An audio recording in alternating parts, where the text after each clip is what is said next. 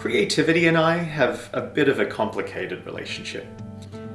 When I was a wee little lad, I did it all. I played piano, sang and danced, dressed up, drew and painted.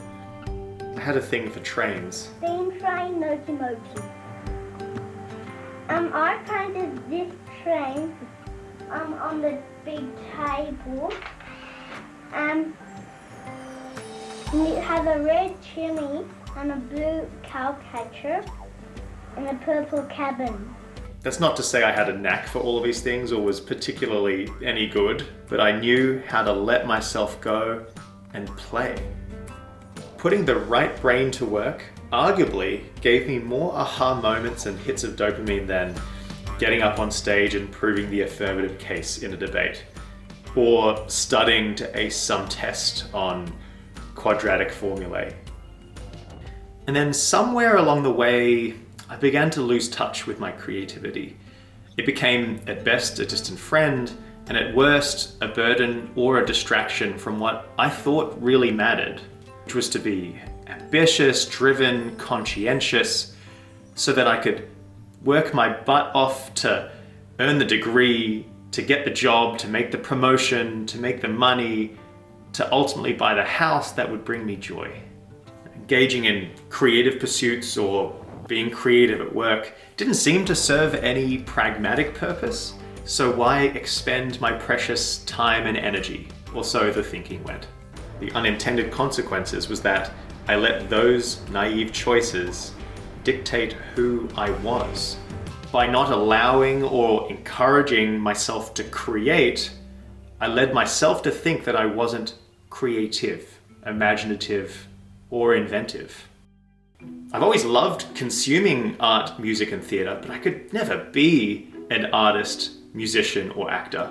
And I sure as hell didn't want to be rejected for trying and failing. I want to know, have you ever felt this way? Have any of you ever been told or chosen to believe that you weren't creative? Who of you have ever played down the importance of creativity?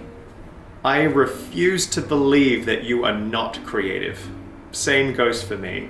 We are all creative and we are all capable of creativity. And creativity matters. It helps us deal with uncertainty, conceive of new ideas, evaluate those ideas with a fresh and holistic perspective, and get the most of those around us and unlock their potential. And so important to unlocking that creativity in ourselves is knowing what creative type we are. There are many ways to slice and dice what creativity is, how it relates to you, and what it amounts to. I really like how neuroscientist Arne Dietrich breaks creativity down into 4 types through the lens of cognitive neuroscience.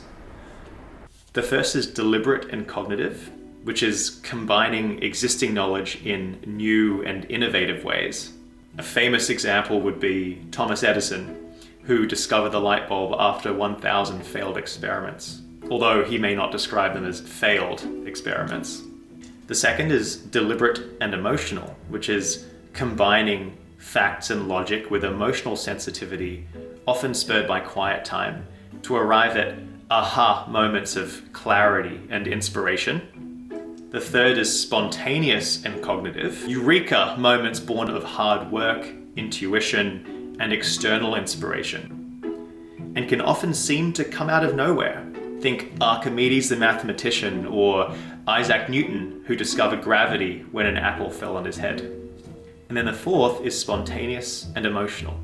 Great artists who, through moments of skill, epiphany, and inspiration, create something powerful and moving.